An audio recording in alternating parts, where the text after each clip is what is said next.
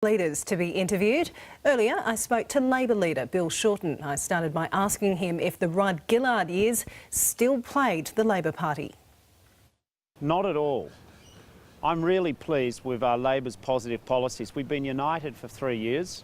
We put forward a serious policy agenda for the long term of Australia.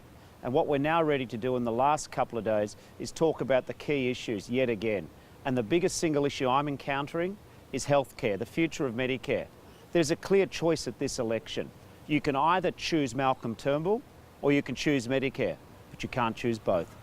Well, the Financial Review said today that Labor remains structurally unfit and would be a dangerous choice given Australia's current circumstances. Is that fair? No, not at all. The fact of the matter is that Labor's been putting forward positive plans. We're very confident that our policies are costed. We're very confident that they're in the best interests of the Australian people. We've got plans to help protect Australian jobs. We have plans and policies to improve the number of apprentices, to help improve and rescue TAFE, to make sure that every school gets the funding it deserves so that every child, regardless of their background, gets a quality education. We're very committed to defending and saving Medicare. That's why we won't do Mr Turnbull's dreadful cuts. Well, we know that, as you've mentioned, health is a big issue for the ALP. The Medicare campaign clearly had some impact for the ALP. But is there a danger that Labor is seen as too one-dimensional and negative? Not at all. Labor's put forward 100 positive policies. But you could summarise it pretty quickly by saying we're going to promote Australian jobs. That's why we're going to invest in infrastructure. We're going to make sure that we have a first-class NBN, not a second-rate, slow, buffering nightmare which we've currently got. We're going to take real action on climate change and not leave the problem to our kids, and we'll do that by focusing on renewable energy. We're also committed to helping first home buyers be able to compete in the market and not be disadvantaged by people who receive taxpayer subsidies in the form of negative gearing. We're very interested in making sure that the middle class and working class families of Australia get their opportunity to be the best they can be.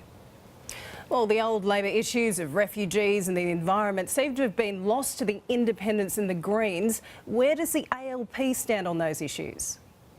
We are prioritising climate change. It's one of our top half a dozen issues amongst all our positive policies. I believe that if we take real action on climate change, prioritising renewable energy in particular, not only can we help decrease the harmful effects of climate change, but we can attract a lot of the investment which is available around the world and bring it to Australia, and we can generate a lot of advanced manufacturing jobs. Australia's the sunniest continent in the world, and I believe we've got the best solar researchers in the world. Well, let's talk about multiculturalism. You've supported it in the past, but will you back it up by ruling out funding cuts to SBS?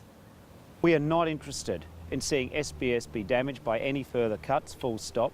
And when we talk about multiculturalism, there's been another issue which might concern SBS viewers in particular. This government, the Turnbull government, is saying to older Australians who might come from a migrant background that if they go overseas for more than 6 weeks, they lose their pension. Labor will not support that cut to pensioners. I think that if you've paid taxes here your whole life and you want to go home and see your family once you've retired, you shouldn't lose your pension in Australia. Well, you're saying you're a supporter of SBS. Will you tonight rule out a merger as well between SBS and the ABC in the future?